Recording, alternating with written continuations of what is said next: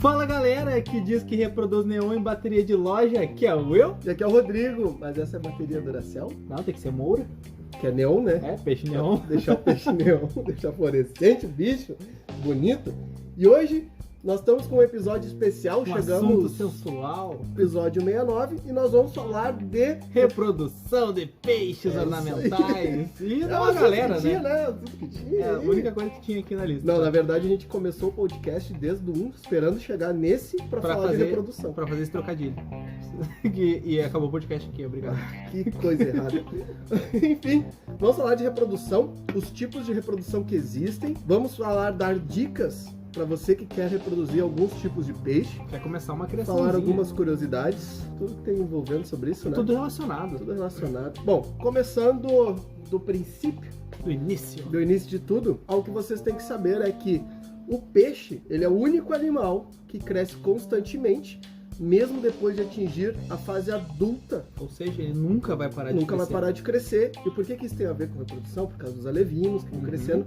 Então, se você acha que o peixe não vai crescer, sim, seu peixe vai crescer e nunca vai parar de crescer, só tem uma taxa menor de crescimento. Ou vai atrofiar. E ele também é o único vertebrado que apresenta todos os tipos de reprodução: bissexual, hermafrodita e partenogenética. Cruz. Este é um fator que explica o grande número de espécies existentes de peixes. É gigantesco. Nem reino. todo peixe é isso aqui, né? Todo Sim, peixe não pode ser tudo isso aqui. Mas Ele existe. pode ser o que ele quiser, por isso que tem os militantes de aquarismo aí. É, O pessoal do grupo Abraço. porém, tem peixes que são esses tipos. Ou seja, faz muita coisa aí o peixe pra caramba, né? Sim, Isso aqui eu tirei de um site, por isso que eu li exatamente isso aqui. Tem que dar depois a fonte, que eu não sei, eu não lembro. fonte Arial 12. Provavelmente. Mas vamos lá ao que importa. Temos 3 tipos de reprodução, de nascimento, vamos dizer assim, né? Dentro do aquarismo. Que Sim. são os peixes que são vivíparos, os ovovivíparos e os ovíparos. Qual que é a diferença entre eles? A principal diferença entre eles é que eles já liberam o alevino nadando. Ah, o bicho já sai ali, Ei. meu Deus, meu Deus! Você socorro! sabe muito bem quem é, porque são eles, os poecilídeos, Poecilídeos, guppy, plati, espada, molinésia. Eles já liberam o alevino apavorado, a 1000 pelo aquário.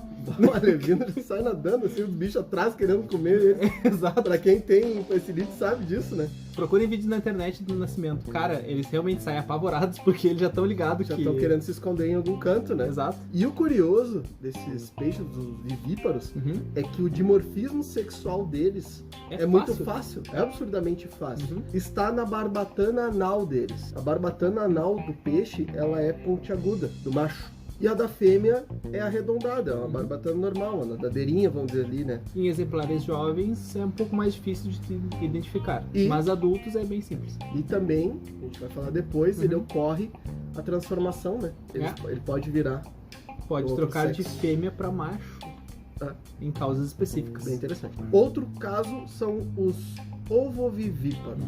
Aí Que já é um quer dizer segundo isso? tipo de reprodução. Ovovivíparos quer dizer que o peixe, ele sim tem ovos, ele é fecundado, porém o ovo, ele eclode ainda dentro da barriga da mãe. O alien, Exato, é quase isso, né? Ah, Arrebentando pra fora. alien versus predador, credo. E nessa família dos ovovivíparos, nós destacamos ele, o agulhinha. Agulhinha prateado. Porque ele é quase único nessa família. São muito poucos exemplares que são espécies de aquarismo, né? Os ornamentais que são ovovivíparos. Mas os mais comuns, entre elas, os mais conhecidos, são os tubarões. Nossa, eu vou criar um tubarãozinho aqui no meu marinho. Não no aquarismo, né? Exato. E nós temos uma discussão aí sobre um animalzinho que é um dos mais queridos, vamos dizer assim, Pra ti? pra mim. Pode ser pra ti, pode não ser pra mim. É verdade. E quem é? Que é o cavalo marinho. Ah, eu adoro. Viu? Como ele é querido. Como ele é querido. Inclusive, malandro é o cavalo marinho que nasce no mar pra não puxar carroça. Cru! É verdade. Esse é malandro. E aí, É só sucesso. sucesso.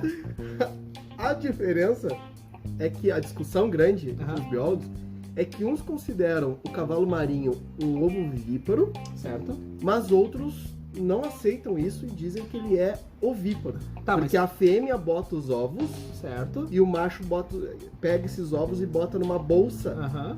que ele tem a parte, e ali vai ser, os filhotes vão eclodir e Tá. depois ele libera o filhotinho pronto. Tá, então ele é um canguruzinho. Canguru bota ovo? Eu não sei, bota na bolsa. Só se ele cruzar com o ornitorrinco, talvez. Pô, olha aí, É uma viu? possibilidade. Novas espécies. Então essa discussão é justamente por isso, porque tipo, a fêmea bota os ovos, então eles seriam ovíparos. Só que o macho faz com que ele ecloda, guarda e depois solta o filhotinho, tornando ele um ovo vivíparo, mais ou menos. Em tese, sim. Em tese, mas existe essa discussão que não vai levar a lugar nenhum, o bicho não vai ser salvo por isso, mas existe essa Nem discussão. vai ser extinto por isso também. Não, Então, né, de forma alguma, mas tem gente que discute isso. E a gente trouxe pra cá porque a gente é o Carisma Bizarro. E pra finalizar... finalizar nada, tá metade do assunto. Não, finalizar os tipos que tem, tá, são pode 3. São os ovíparos. Uhum, São os que essa botam aí ovo. É a galera. Eu achei que era a galinha. Mas não, é 90% dos peixes. São ovíparos. São ovíparos. E dentro dos ovíparos, que é meio óbvio, bota ovo. Ah, os biólogos vão incomodar nesse podcast. Ah, tô nem aí. Mas existem 2 principais grupos. Uhum. Os peixes que cuidam dos seus filhotes, dos seus ovos, e os peixes que não cuidam Que deixam dos ali. filhotes, dos ovos. E isso é uma estratégia, uma tática, já tá, não. É uma É uma estratégia na natureza de diferentes tipos de reprodução. Uhum. Enquanto os peixes que cuidam dos seus filhotes, ele tem filhotes na casa de dezenas, os que não cuidam dos filhotes, desova massiva, assim, é no caso de centenas. O negócio Às vezes é a cardume inteira, então é milhares, vários, muitos. Geralmente esses peixes que liberam mais ovos, maior quantidade, tendem a ser uma base alimentar para outros peixes no mesmo lago ou rio. São peixes de grande quantidade. Um Exato. grande exemplo, o neon. O neon, Tetras em geral. aquele que o pessoal reproduz em bateria de loja aí, Produz em balde, em balde, né? né?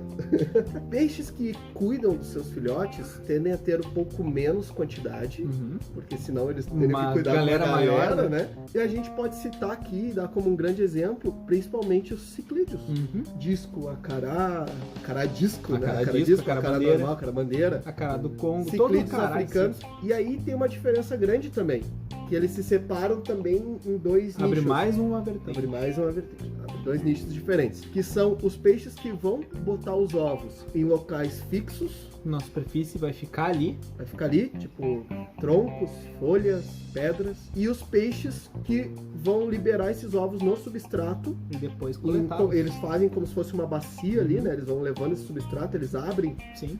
um espaço e eles liberam aqueles ovos ali e ficam cuidando dos ovos ali. E isso vai depender muito de como é o biótipo desse peixe. Por exemplo, um rio, eles precisam botar esses ovos fixos, senão ele é levado pela correnteza do rio. Muito facilmente. Então não adianta botar no substrato. Já como os ciclídeos africanos, é um lago, não tem correnteza.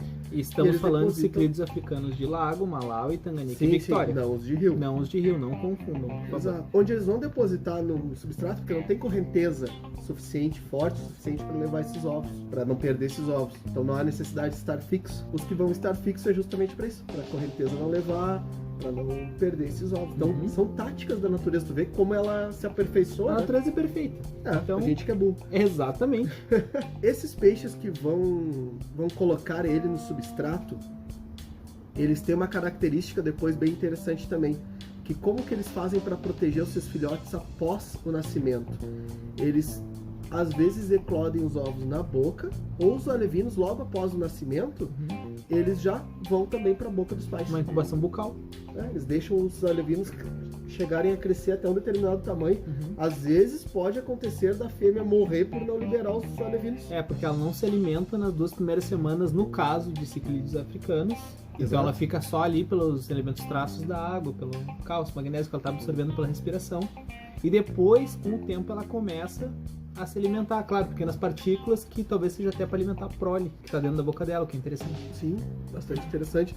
E o sistema protetor deles é muito interessante, Claro. né? Imagina a quantidade de predadores que tem na natureza em si, para um alevino é fatal, né? E esses peixes, entre aspas, ciclídeos até grandes, né?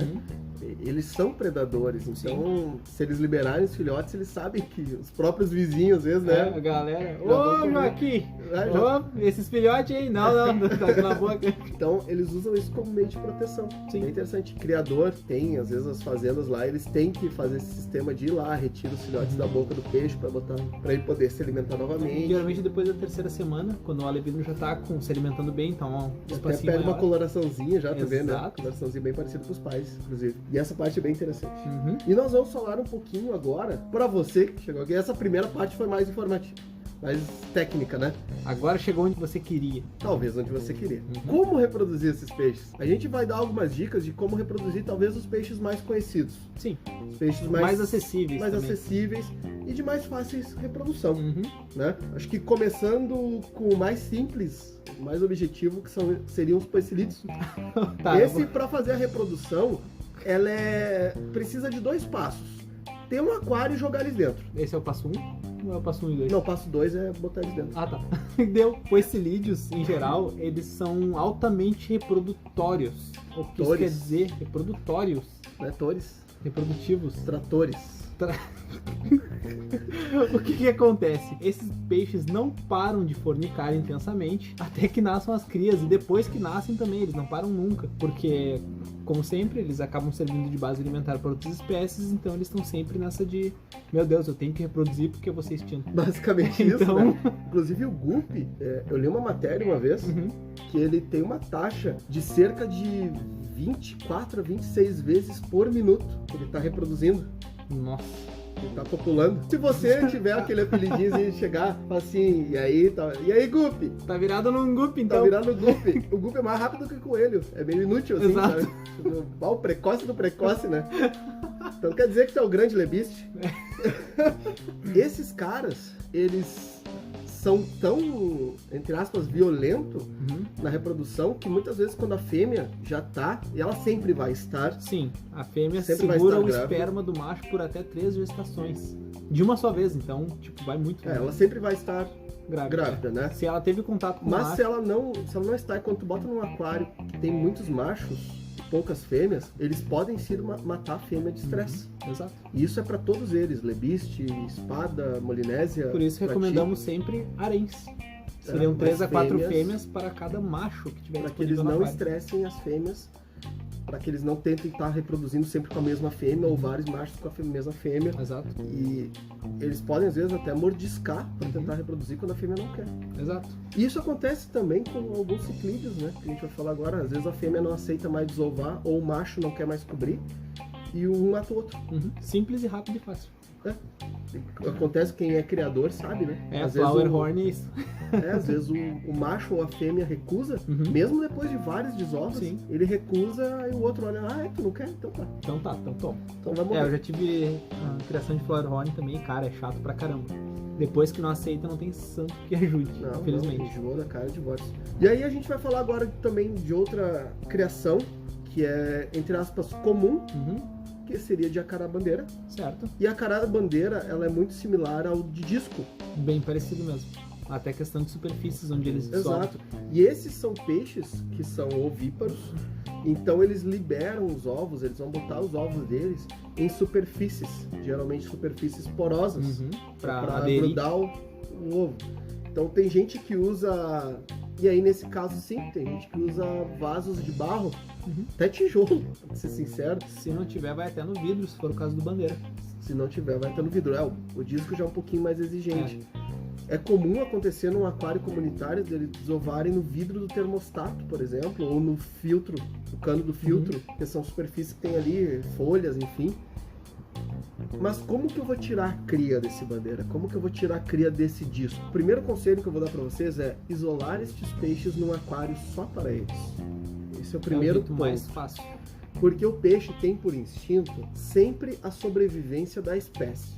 E o que quer dizer isso?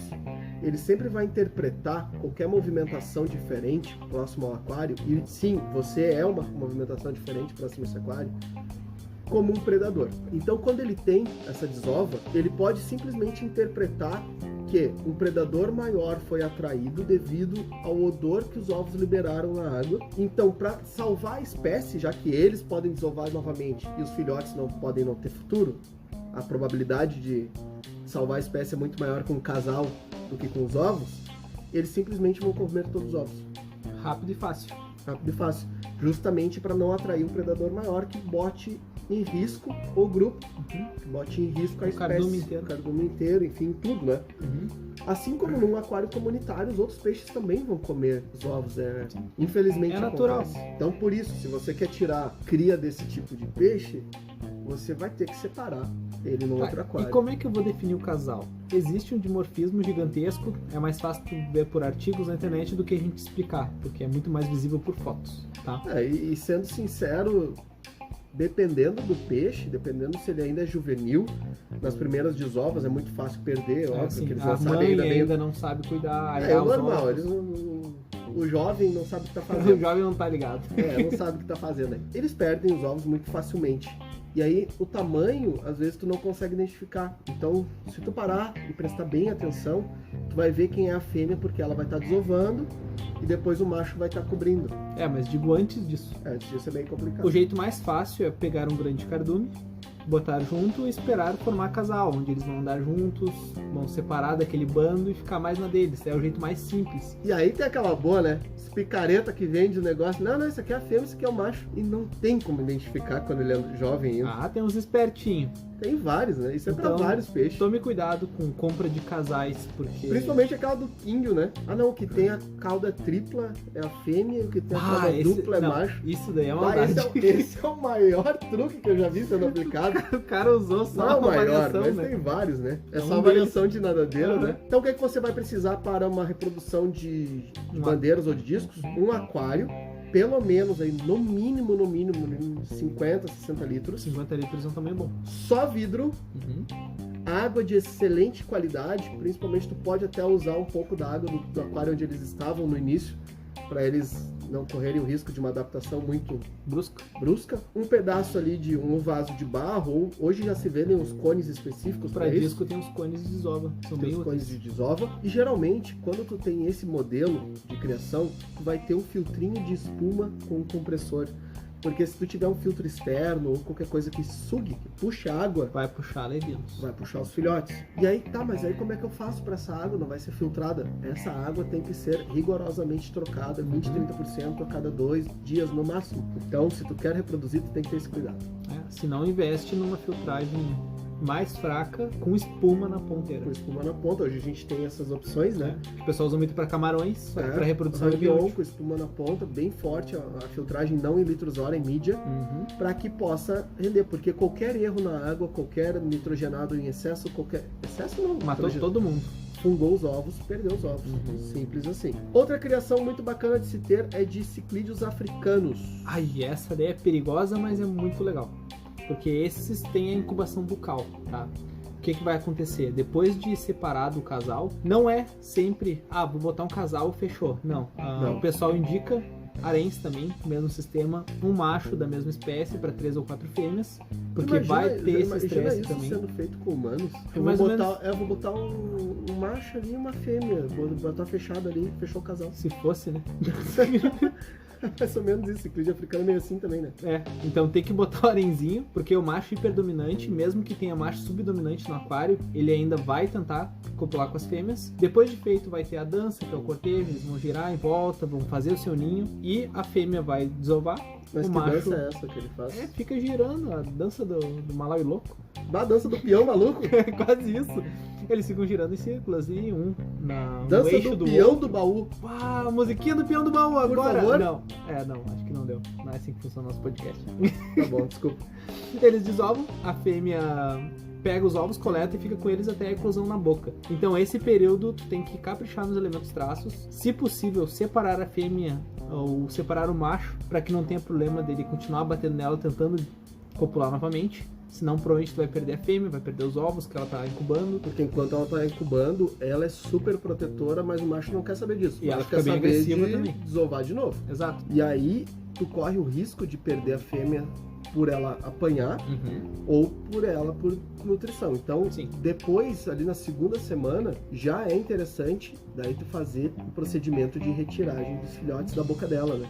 O que é bem simples, na verdade. Só pega um pote com água, um balde com água do próprio aquário, bota ela dentro desse pote e aí tu vem delicadamente com um cotonete. Um cotonete interessante para não machucar o lado abre dela. A boca dela aos pouquinhos e vem tirando os filhotes dentro da água ali, expulsando eles. É bem simples e depois tu vai manter a alimentação deles. O ideal, mesmo sendo Malawi, é que pro início alimentos vivos, como artêmia, cistos de artêmia, para eles terem um pequeno crescimento mais rápido. Ou, principalmente algas muito proteínicas que hoje a gente tem no mercado, clorela e espirulina. Elementos, traços, arrodo e nourish. É isso aí. Nourish, principalmente o nourish.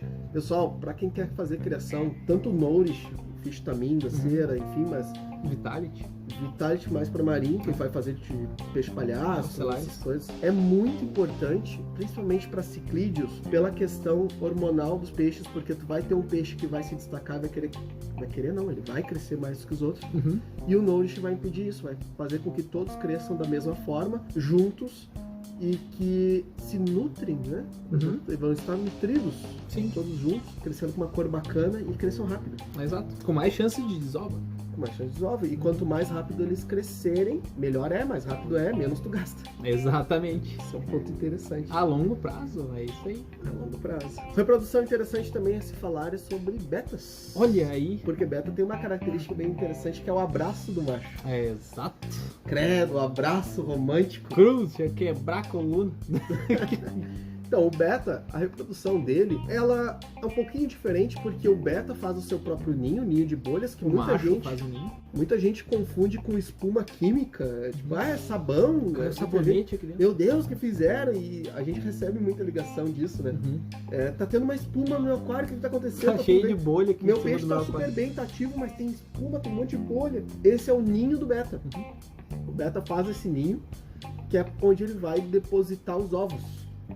E aí, como é feita a reprodução? Geralmente num aquário, um aquário maiorzinho, né, com uma lâmina de água baixa, Exato. onde tem várias técnicas. Uma delas é botar a fêmea num aquáriozinho ao lado, que ele possa enxergar. Outra, o pessoal pega num pote de vidro e bota a fêmea dentro e larga ela dentro desse aquário, que ele vai ficar enxergando a fêmea sempre. E aí ele vai fazer esse ninho. Fez esse ninho, só vai depender da fêmea. Quando a fêmea tiver a ponto de estourar, já entre aspas, com os ovos, Exato. essa fêmea é retirada, é posta junto com o macho, onde ele vai fazer a dança do Vai acasalamento, cortejar vai ela. cortejar ela, vai se abrir todo, vai parar do lado tremendo, aquela história toda. E se aceitar, se fizer todo esse procedimento, ele vai dar como se fosse um abraço nela. Ele vai parar lado a lado e aí Literalmente. ele se curva por cima dela, apertando a barriga. Apertando a barriga dela para que ela libere os ovos. E nesse momento, ela começa a liberar os ovos e ela fica como se fosse desmaiada, como se estivesse morta ali. Em êxtase. Enquanto isso, dá tempo do macho ir lá, coletar os ovos que caíram e recolocando eles no ninho, Um em cada bolinha. um em cada bolinha, colocando eles ali dentro do ninho. E ele vai repetir esse processo mais uma ou duas vezes, até tirar todos os ovos da fêmea, botar no ninho, organizar bonitinho e olhar pra ela assim, ó, cai fora. Tchau Tipo, pra ti. sai na bolacha na mesma hora, né? Então sim, o beta não se bota casal ali junto, porque ele vai uma hora e ele vai matar a fêmea, Sim. simples assim. Enquanto eles são novos, eles podem viver junto, mas é só uma questão de tempo. Até o momento dele fazer um ninho, ele olhar pra fêmea e falar assim, tu vai desovar? Não vai desovar? Então o bicho vai pegar agora. Rápido e fácil, né? Tipo Na natureza assim. não tem essa, meu. A natureza não tem sentimentos. Não existe antropomorfismo na natureza. Então Não. parem com isso. É simples, é salvar a espécie, reproduzir a espécie, continuar a espécie. Exato. Fácil. Ponto. Ponto. Não. Outros que são interessantes para criar são, entre aspas, os ciprinídeos. Começando com Paulistinha. Carpa, Paulistinha, Barbos, essa galera aí. Essa galera, mas os barbos e Paulistinha que se criam em aquário, é legal a técnica de É diferente. criação, porque tu bota várias bolitas no fundo. Você sabe o Sim. que é uma bolita? Bolitas. Dependendo do estado do Rio Grande do Sul. Bolinha de gude, bolita, aquelas bolinhas de vidro que Aham. se jogava, pessoal de Exato. apartamento que não sabe, É pior. seus de apartamento nunca sabe o que é isso aí. Mas tinha umas bolinhas de vidro do tamanho, Os olhos de gato. as bolinhas de vidro do tamanho de umas bolitas. Exato. Tinha as olhos de gato. Então tu cobre o fundo do aquário com tudo isso, e quando os paulistinhas, os barbos, enfim, desovarem, os ovos vão cair entre as bolitas, possibilitando que os próprios animaizinhos não comam os seus ovos. É um método de segurança pra eles mesmos não comerem. E aí quando nasce, né, o alevino, ele fica ali embaixo, naquela proteção, e quando ele atinge um tamanhozinho Que não maior, caiba na boca dos ele pais. sai. Exato. É bem interessante, É legal, né? é É legal. Outra reprodução que eu acho legal também é a de Kingios. A de Kingios, que é uma quase externa a reprodução deles. porque eles colocam os ovos, eles desovam diretamente quase na lâmina de água, em água pés ou algum tampas de vidro, cantos de aquário. Sapo? Parece ampulária. Ampulária, quem tem ampulária que ela largou ovo no aquário sabe que é pra fora da água. Quem tem criação de quinho, antigamente ainda se usa fitilho. Quem não sabe o que é fitilho? O que é fitilho? Que é fitilho? Eu não sei, fala pra mim. Não sei o que é fitilho. Eu conheço como bucha de lã. Não, fitilho são aquelas fitas plásticas, fininhas, tá? Que vem em rolos, geralmente. O pessoal chama de fita mimosa. Agora eu sei o que é. Por mimosa eu conhecia, por fitilho eu não conhecia. E aí vem rolo gigante e tudo mais. Só que ele é plástico. Tem as fitas para amarrar. Geralmente o pessoal amarra laranja, sei lá, as coisas loucas assim. O pessoal fazia uns pompom com esses fitilhos. Sim.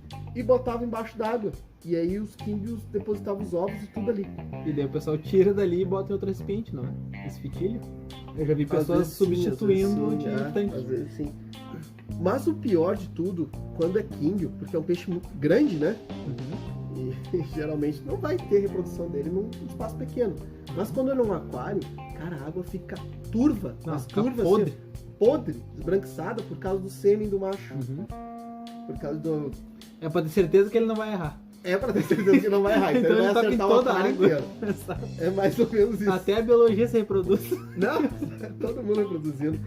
Inclusive, o bom de reprodução é o mineiro, né? Abraço pro mineiro. Abraço mineiro. Então, se você nunca conseguiu reproduzir alguma coisa, a gente pode passar o contato do mineiro pra vocês. Esse cara aí, ele também não sabe como que ele faz. Mas ele consegue.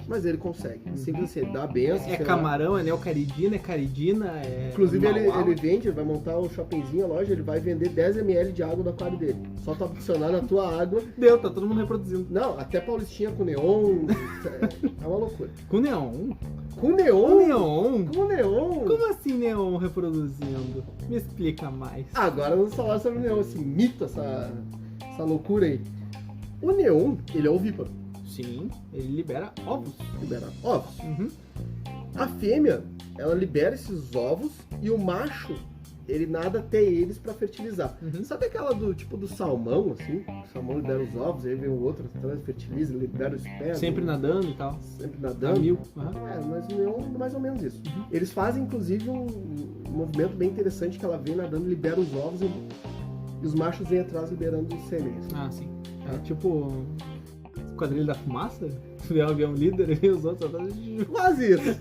Quase isso. É um bom exemplo. É um ótimo exemplo. Péssimo, mas é bom. E aí esses ovos, olha como é rápido o negócio. Porque não dá pra brincar muito na Amazônia, né? Com certeza tudo vira comida de alguém. Sim. Os ovos, eles eclodem após 20 horas. Rapidão, assim. E aí, após nascerem, os alevinos, ele recém saiu do ovo ali, 20 horas, ele leva pra eclodir. 20 horas. Ué, rápido. Rapidão. Eles se fixam nas plantas, em pedra, rapidão, assim, por causa de uma glândula adesiva, uma espécie de uma cola que eles têm no topo da cabeça. Que isso é pra não ser levado pela correnteza. Claro. Realmente, os rios amazônicos têm uma correnteza forte. Então é um modo de sobrevivência. E aí entra essa questão toda, tá? Porque, tipo assim, o saco vitelino, que fica grudado na cabeça dele, que ele vai se alimentando ali. Quase isso. Mas esses peixes amazônicos é bem interessante, que tu pega o disco, o zacarás, o filhote ele nasce com um pouco ali, o saco vitelino, né? Sim. Onde nos 2, 3 primeiros dias ele vai se nutrir disso. Sim. Depois, os filhotes de acará, e principalmente o disco, se nutrem da mucosa da cabeça dos pais. Exato. Não é? Se alimentam disso. Só que eles são muito independentes, porque geralmente esses peixes amazônicos, eles têm muito nutriente na água. Alimentos traços a rodo, né? Na verdade, muita água, muito nutriente, muito tudo. Então são peixes que, mesmo se forem independentes, como é o caso do neon, ele se cria rápido e se cria fácil. Sim. E aí, qual é o problema de querer criar neon em aquário? Tem muita gente que, realmente, há uns 10, 15 anos atrás era impossível, não tinha como. Tanto agora que o pessoal levava pra fora do Brasil, investia pesado em até reprodução. Um dos primeiros a conseguir criar neon fora do país foi na Alemanha. Pô, na Alemanha, tinha que ser na Alemanha. Tinha que ser. O cara não para nunca. Estão sempre nessa querendo melhorar o aquarismo. É brabo, né, cara? Eu fico com raiva disso. E aí, Eles fizeram toda uma espécie com uma correnteza, um aquário compridaço, com água com a coloração chá do Rio Negro, com alguns troncos ali, algumas folhas embaixo, imitando perfeitamente. Ela tinha o nível de correnteza exato, que ele desaguava num ponto ali, aí as bombas de recalque jogavam para o outro, saindo... Para fazer sempre o mesmo fluxo de água. Uma vez por dia... Olha o investimento. Uma vez por dia tinha os relâmpagos, com luminária especial, Sim. e aí eles faziam a chuva, para simular a chuva no negócio, e a temperatura sempre absurdamente controlada, com os parâmetros absurdamente controlados, e aí eles conseguiram reproduzir neon. Olha aí, então eu posso fazer um adendo aqui, e não é sobre neon, é sobre Malauis. Tu pode fazer um adendo, o podcast é teu, né? Ah, obrigado. Então assim, ó, para reproduzir mais facilmente Malauis, eles reproduzem mais Só em períodos... joga no lago. Também? No lago Malawi de novo, né? Eles reproduzem em períodos de chuvas. De cheias, então entendeu? tu bota o aquário fora de casa quando tá chovendo? Quase isso. Tu faz trocas mais seguidas de água, porque daí imita a chegada de água nova. Quase isso. Tu vai estar adicionando água... Tô só quase não acerto, não. Uma hora vai. Eles adicionam água 2 graus mais fria que a água do aquário. Porque é a chuva. Isso, agora acertei. E com o pH ligeiramente mais baixo, quase 1 ponto de diferença. Porque é a chuva. Exatamente. Agora isso acelera o estímulo para reprodução de Malauis. Siga no Neon, obrigado. Obrigado. Atravessando o mundo agora da África pro Brasil. Não, mas são curiosidades boas, são curiosidades interessantes. Então, eles conseguiram fazer essa reprodução, cara, imitando literalmente um trecho do pedacinho do rio. Sim. E quando que o neon reproduz mais facilmente? Quando é época de cheia. Quando é época mais alimento disponível. Quando o rio literalmente invade a floresta. Aí virou um aquário amazônico, né? Aí virou um aquário amazônico, né? Porque o rio, ele sobe o nível e ele literalmente invade a floresta. E aí tu tem uma disponibilidade muito grande, tanto de alimentos, de nutrientes, quanto de esconderijos dos neons. E neons lá são aos milhares, aos milhões. Milhões, com certeza, né? Milhares é aqui. Não. Aqui na Guarda é 1 milhar. 3 milhares. É, exato. Mas assim, ó, é muita quantidade, é milhões e milhões e milhões de neons. E eles literalmente se escondem dentro da floresta. Tanto que o método de captura do neon, às vezes ele pode levar uma certa alteração de região para região e de época em época. A gente que comercializa peixes amazônicos sabe que na época da cheia diminui um pouco a quantidade às vezes de neon, porque agora nem mais tanto, porque o pessoal já se prepara. Mas reduzir um pouco a quantidade de neon porque era mais difícil a captura. Tinha entrar no meio da floresta e pegar não tinha uma como. papera. Não tem como. Totalmente diferente, né? Não, é praticamente impossível. Entrava de arpão. Não, porque eles estão espalhados, né? E é época de reprodução também. Sim. Então tu vai pegar os alevinos, que ainda são muito pequenos, então não tem comércio. Quase não tem comércio. Hoje já estão mais preparados, tem as fazendas que vão guardando os neons, enfim. Mas vocês estão percebendo toda a técnica que precisa? Claro que hoje melhorou muito as condições de água que a gente tem por causa dos produtos, por causa da filtragem, por causa de vários... Então, pode sim acontecer algum milagre em algum ponto de, olha, reproduziu em algum lugar aí. Não tá mais assim tão... Não é um caso impossível, mas é muito raro. Sim. Então, essa reprodução de neon é muito difícil, tanto que não existe reprodução de neon para venda. A venda do neon é feita única e exclusivamente em captura. Se falarem para vocês assim, ó, esse neon é de criador, ele é de pH alcalino porque é de... Nossa, por favor, não. Eu já vi isso aí, cara. Esse neon é de pH alcalino porque ele é de criador. Não existe criador de neon. Sim.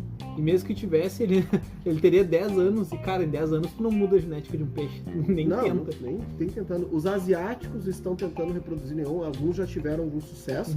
Porque o clima lá, às vezes, é meio parecido, né? É sudeste asiático ali. Sim, chove um dia ou outro também. Às vezes, mas a temperatura, enfim... Então parece que está tendo algum sucesso lá. Então, dentro de, acredito, de alguns anos, essa questão de mundo afora, o neon ser o peixe...